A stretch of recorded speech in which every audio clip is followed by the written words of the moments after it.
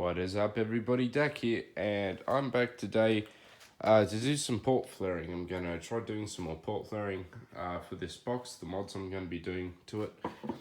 In case I haven't shown them off, I think I did have them in a video, but I edited them out.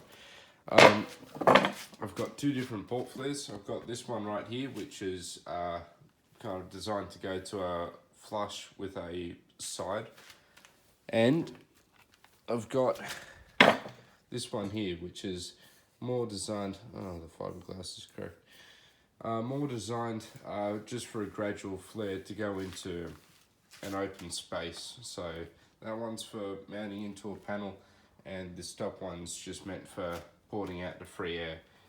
I gave it a shot yesterday. It was, I think, 36 degrees yesterday. I need a lot of ambient heat to be able to bend this PVC for some reason. The heat gun can't quite do it by itself. And as you can see, I've got a tear in this end, so that's not very good. This end was using the gradual curve there, but today I'm going to be giving it a go with this end of the pipe and this flare right here. Now, I have historically had reasonable success with this using thin-walled PVC pipe, but this is medium-walled PVC pipe. It's not super thick. It's the same outer diameter, so it fits into the same connectors, the 45s or links, for example. But that means it's thinner on the inside. The thicker the wall is, the thinner it is on the inside. So the other stuff that I've used is actually thinner than this. It was from Bunnings, this I got from one of my mates. Cheers, Andrew. So this is what I've been given a go, and it's not been super successful. As you can see, this one here is requiring a lot of pressure in order to expand it. But the main reason I want to do it today is because of this right here. As you can see, I'm in the shade in the shed, and it looks like it's at about 46 or 47. It's a pretty damn hot day, so hopefully I'll have good success with getting the PVC expanded. In case you're in an old world country, that's 110 Fahrenheit around, I think, something like that. So also something else with this is when the pipe split, it kind of, well, of course it was a lot easier to curve that side of the pipe, so it's not quite vertical. So that was a bit of a shame too. So if this end turns out well, then I'll just chop that off.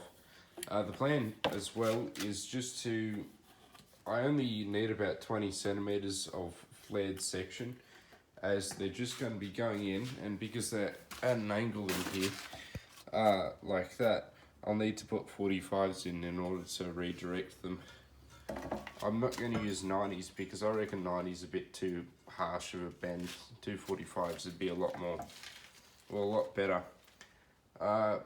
Also, I think I mentioned in the port video, which is any restriction in the port decreases the tuning, and that includes sharp bends. So I don't really want to decrease the tuning, since this is already the optimal port size, or even a bit smaller. If I put any more restriction in it, that essentially simulates a smaller port, which would be smaller than ideal. Then I may as well just have a single straight port without any curves that just goes straight in the box and be half the length, half the surface area. So this right here is the setup I do while I'm doing the port flaring. As you can see, the port flare's inside that cardboard box, which just tries to trap the heat in a bit. And as the heat gun, it blows in and the angle swirls around, and I've got different holes so the air should kind of keep spiraling around. Also, that split that happened in the pipe occurred where, that split right there occurred where it was actually getting heat, which is kind of funny. I thought when it heats up, it'd tend to stretch more than split, but must have exacerbated a previous fracture or something. So that's a bit of a shame. That would have been a nice curve too. Of course, I could always bog it. This is just the free air one, so I could chop all that off depending on how it goes into the box. Currently, I don't have that on heat, but sit this on top and start heating, and gradually try to push the tube down. As I mentioned before, this is thicker wall tube than I used before, and it's the same, it's thicker wall tube than I designed the port flares for. So the first part of heating it up is just getting it to go onto the flare itself. I do have these other flares from a place nearby, Autobahn, which is like an Australian, I don't know if it's in the US, but I know it's in Australia. It's just a kind of car parts, you know, kind of oil, carpet, like seat covers, that kind of auto place. And one of the guys there's into audio and imports Rockford Fosgate stuff, and he made these. I'm not sure how he made them, but they look really good. No, they're good quality, they're high quality than anything I've been able to make. But I'd like a more progressive curve than this. You see how sharply it bends out? I'd say this is ideal for, say, if a box was in a tight space like this, but because I'm going to be porting, it will be into a tight space, but I'd rather not use this. I'd rather have it all integrated, or yeah, you'll see what I mean. It's a bit hard to think when it's this hot. So far, the biggest problem I have with doing this is as it starts to stretch, I need to apply more and more pressure.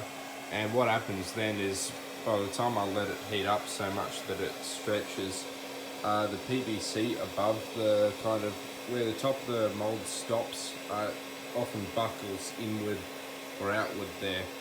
I can now start to smell. I think it's so hot that the heat gun's actually melting the fiberglass. I'm gonna have to maybe alter this cardboard heat, you know, just a wee bit. So I don't know how long I've been doing it for, but probably quite hard to see. But you can possibly see right there that it's curved to the bottom of the, well, curved part. It's just not spread along the flat. So it can still be flush mounted, but I've never been able to get it to spread along the flat. I did once, but it kind of curved back on itself. So currently I've got about that, see there? How it just goes to the flat, but it doesn't extend, so it can't really be screwed on. That's alright. Probably use a rabbiting bit or something to, or not a rabbiting bit, whatever they're called, the router bit to do a kind of flush landing for it, so it'll go straight into the box and this will come out smooth onto the box, if you can imagine. So I'm going to switch that off now, let it cool for a bit, if it will cool. Alright, well, the phone just overheated.